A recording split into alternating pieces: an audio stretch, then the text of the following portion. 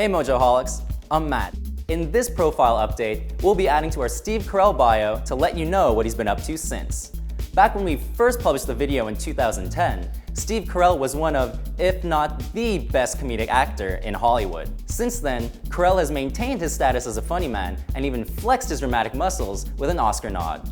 So, enjoy a look at his early life and career, and make sure to stick around for the update at the end. He has become famous for his outrageous roles and unique sense of humor. No! Kelly Clarkson! Welcome to WatchMojo.com, and today we'll be taking a look at the career of comedian Steve Carell. Born on August 16, 1962, in Concord, Massachusetts, Carell studied at Denison University in the hopes of becoming a radio broadcaster. However, he eventually found work with a theater company performing in musical comedies. During that time, he tried to break into television with a 1989 commercial for Brown's Chicken. But quite frankly, the response has been better than we'd anticipated.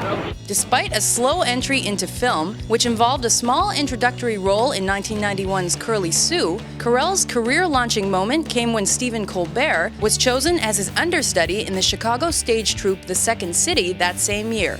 The pair subsequently became cast members on the short-lived 1996 sketch comedy series The Dana Carvey Show. This opportunity gave him the chance to flex his comedic muscle by voicing the part of Gary in the ambiguously gay duo. Who's up for charades? Yay! I'm in!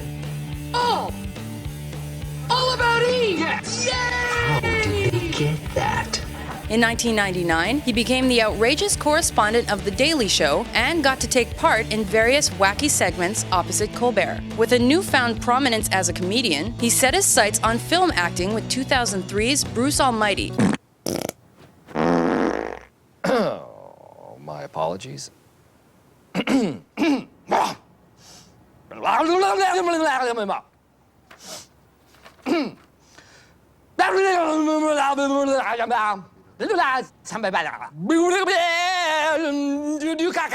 Interestingly, his supportive role of Evan Baxter later garnered its own dedicated sequel. Further turning the spotlight onto himself, he appeared as the hilarious and slow-witted Brick Tamland in 2004's Anchorman: The Legend of Ron Burgundy. I don't know what we're yelling about!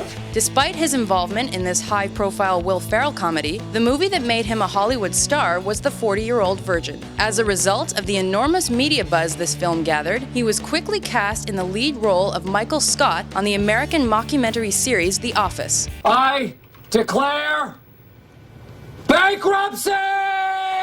When not playing his dumbfounded office role, he continued to appear in various feature films. These included that of a bearded Frank Ginsberg in Little Miss Sunshine, the hilarious voiceover of Hammy in the animated feature Over the Hedge, and as the mayor of Whoville in the film adaptation of Dr. Seuss's Horton Hears a Who. Aside from his passion for voicing offbeat characters, Carell was also given several starring roles. These included the comedy drama Dan in Real Life and the imbecilic part of Maxwell Smart in 2008's update of the Bond spoof Get Smart. In 2010, Carell continued to make audiences laugh by appearing opposite Tina Fey in the comedy romp Date Night. God, no! He turned it sideways! Kill shot!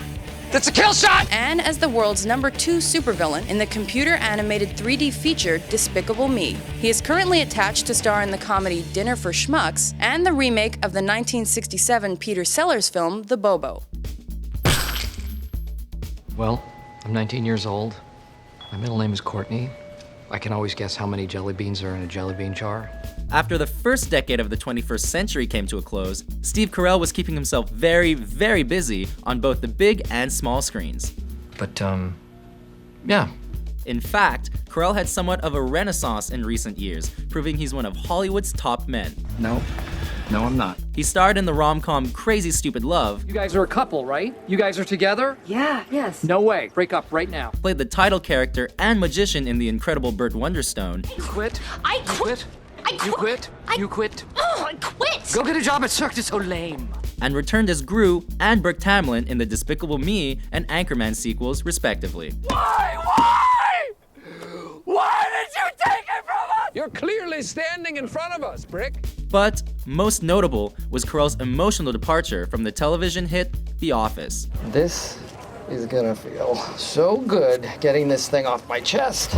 After 6 hilarious years of portraying the lovably inappropriate Michael Scott. Michael, are you aware that you outed Oscar today? What? What is that even? 2014 saw Carell star in the film adaptation of Judith Viorst's children's book, Alexander and the Terrible, Horrible, No Good, Very Bad Day. One of the kangaroos got out. I am on it! Where are you? But it was his role as convicted murderer and wrestling coach John DuPont in Foxcatcher that further showed that Carell can take on a serious tone, which could prove to be a major turning point for future roles. Do you have any idea why I asked you to come here today? No. Well, Mark, do you have any idea who I am?